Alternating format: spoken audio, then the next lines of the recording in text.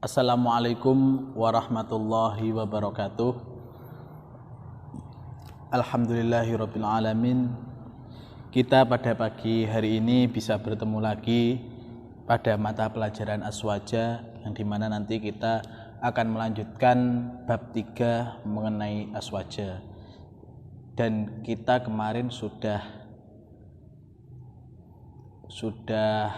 istilahnya sudah kata pengantar, sudah ada antaran mengenai ayo berpeci, berkerudung, dan bersarung. Kemarin Pak Umam sudah memberi kalian tugas tentang berpeci, berkerudung, dan bersarung, dan Pak Umam telah mengetahui alasan-alasan kalian kenapa kalian menggunakan sarung, menggunakan kerudung, dan menggunakan peci atau kopiah. Di sini nanti kita masuk bab 3, Pak Umam akan menjelaskan sedikit mengenai bab 3 tersebut. Sebelum pelajaran kita mulai, marilah kita baca Al-Fatihah. Semoga apa yang nanti kita pelajari bisa bermanfaat dan menjadikan ilmu yang bermanfaat buat kita semua. Amin amin ya rabbal alamin.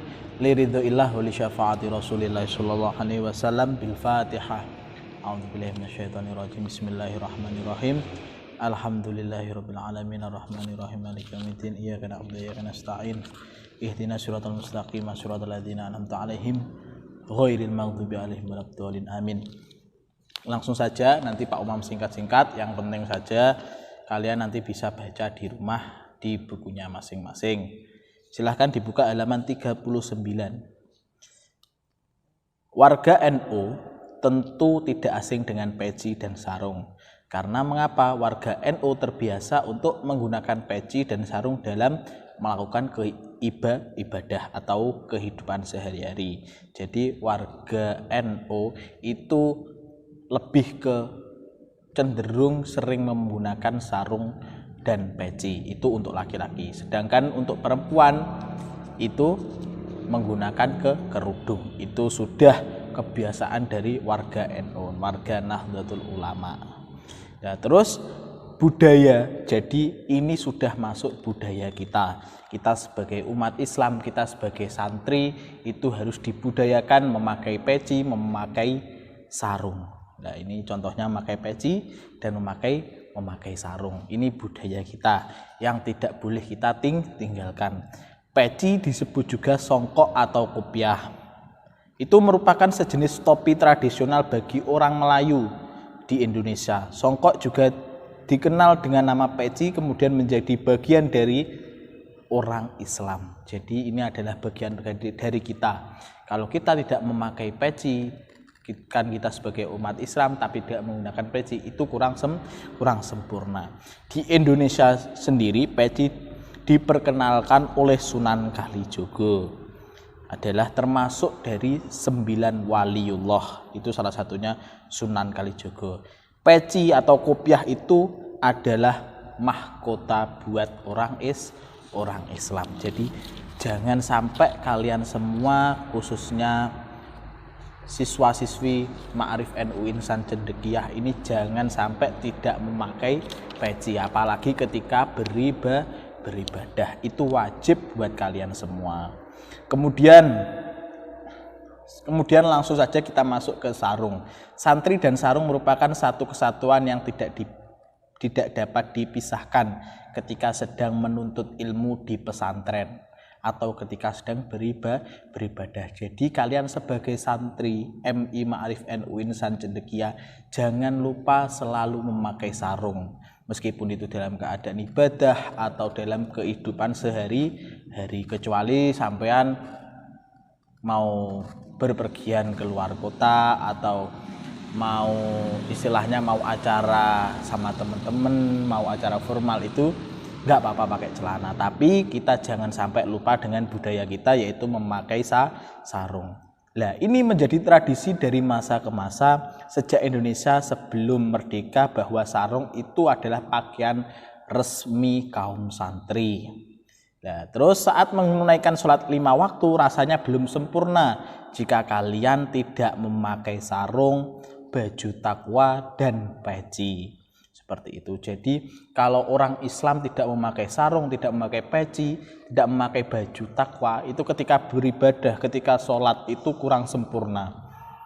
Dilihat kan kita sholat itu menghadap Allah, kita berbicara dengan Allah, kita bercakap-cakap dengan Allah. Masa bercakap-cakap, berbicara dengan Allah, sowan kepada Allah, masa menggunakan kaos biasa, kaos oblong itu tidak sopan. Kita harus memakai sarung, memakai peci, memakai baju yang bagus. Tidak perlu mahal, yang penting suci, bagus, dan sopan. Terus oleh karena itu menjadi busana Nusantara, maka dari setiap daerah memiliki motif-motif sendiri-sendiri. Dari sarung itu banyak sekali motifnya, ada modelnya batik, ada modelnya tenun, ada modelnya kain biasa juga ada. Itu tadi mengenai baju-baju yang dipakai oleh laki-laki. Sekarang masuk kepada tradisi dari perempuan, yaitu memakai kerudung. Kerudung adalah semacam selendang yang menutupi bagian atas kepala dan rambut perempuan. Kerudung dipakai untuk menutup aurat. Aurat seorang muslimah adalah seluruh anggota badan kecuali wajah dan telapak tangan. Jadi kalau kalian sudah terbiasa melakukan ini atau memakai kerudung di dalam kehidupan sampean sehari-hari, itu hal yang bagus. Karena kenapa? Karena itu salah satu cara sampean menutup aurat dan tidak membiarkan orang lain mendapat dosa. Kalau sampean contohnya membuka aurat di jalan atau waktu kemana gitu, sampean tidak memakai kerudung, akhirnya orang lain melihat dan orang tersebut mendapat dosa. Sampean juga mendapat dosa karena aurat kalian yang kelihatan. Maka dari itu sampean biasakan sebagai warga NU, warga Nahdliyin, warga Nahdlatul Ulama, dan seorang santri harus memakai kerudung. Pemakaian kerudung hendaknya berdasarkan pada prinsip. Nah, memakai kerudung harus menutup aurat seperti rambut, leher, serta lekukan pada dada atau pundak. Jadi itu semua aurat wanita, itu semua badan kecuali telapak tangan dan wajah. Itu kecuali itu jadi semua anggota badan wanita atau perempuan itu adalah aurat, tidak boleh diperlihatkan. Kemudian tidak menghalangi dalam berkomunikasi. Jadi kalau berkerudung jangan wajahnya ditutupi. Nah, itu menghalangi berkomunikasi. Nanti kalau bicara sama orangnya nggak kelihatan, sampean ngomong juga nggak kelihatan. Itu kurang sopan. Terus tidak menghalangi dikenali. Nah, ini kalau berkerudung tidak boleh dikerudungi wajahnya. Ya kerudung kayak biasanya kerudung ditutupi rambutnya, lehernya, pundaknya itu tutupi. Yang penting mukanya kelihatan. Tidak berlebihan atau mencolok. Dan ini kerudung-kerudung zaman sekarang itu banyak sekali yang mencolok atau berlebihan, motifnya yang berlebihan atau mungkin model-modelnya yang rumit atau model-modelnya yang masa kekinian. Itu tidak perlu dikejar atau tidak perlu dipakai, ya yang biasa-biasa aja, yang penting menutup aurat, tidak mengganggu kesehatan bagi pemakai. Lah sampean pakai kerudung yang biasa-biasa saja. Terus di sini kita tadi sudah bahas tentang sholat, tentang sarung, peci, dan kerudung. Kemudian hukumnya sholat memakai penutup kepala. Secara umum kita dianjurkan untuk berhias dan berpenampilan ketika hendak sholat sebagai bentuk mensyukuri nikmat Allah. Seperti pada surat Al-A'raf yang artinya, wahai manusia, gunakanlah perhiasanmu ketika memasuki setiap masjid. Maksudnya tutuplah aurat kalian ketika hendak melakukan semua sholat, baik yang fardu maupun sunnah. Makanya dari itu kalian cara bersyukur kepada Allah yaitu menggunakan semua perhiasan kalian. Maksudnya perhiasan itu apa? Bukan kayak emas, perak yang ada di tangan, gelang, cincin, itu bukan. Maksudnya perhiasan itu ya baju yang bagus, baju yang baik, kopiah, sarung, kerudung, atau mukena. Itu termasuk perhiasan ketika beribadah.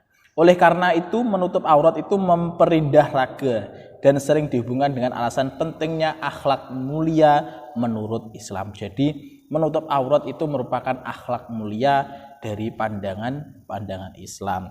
Namun anjuran memakai penutup kepala ketika sholat ini melihat pada kebiasaan masyarakat setempat sebagai bukti agama Islam yang damai. Contohnya kalian hidup di daerah yang mayoritas Kristen atau mayoritas agamanya lain, itu kalian yang menyesuaikan dengan situ. Apabila di situ masyarakatnya kebanyakan Islamnya tidak memakai baju-baju yang baju takwa atau sarung, itu sampean menyesuaikan. Biar kalian itu tidak dikucilkan atau tidak, istilahnya tidak dicemooh. Atau kalian kalau imannya kuat, ya silahkan monggo. Seperti itu. Seorang boleh melakukan sholat tanpa penutup kepala dan memakai penutup kepala. Seorang lelaki muslim diperbolehkan memakai peci pada saat melakukan sholat yang saya katakan tadi. Jadi sholat menurut umat Islam atau pada Islam itu kalau tidak memakai peci atau sarung itu kurang sempurna. Jadi seperti itu mengenai bab 3 tentang ajaan ayo berpeci, bersarung dan berkerudung, seperti itu sedikit dari Pak Umam. Nanti silahkan di rumah ada isian, ada soal-soal itu dikerjakan sebagai istilahnya sebagai pengisi waktu luang sampean. Kalau ada waktu luang silahkan dikerjakan, tidak perlu menunggu perintah dari Pak Umam, silahkan boleh dikerjakan. Tapi kalau mengerjakan juga harus dibaca dulu, jangan ya istilahnya jangan langsung dikerjakan semampunya, ya dilihat dulu bacaannya, dilihat yang benar-benar dikerjakan dengan sungguh-sungguh. Seperti itu dari Pak Umam. Cukup sekian hari ini, mungkin ada kurang lebihnya dari Pak Umam. Pak Umam minta maaf, terima kasih sudah menonton video ini sampai selesai. Ada kurang lebihnya Pak Umam mohon maaf. Wassalamualaikum warahmatullahi wabarakatuh.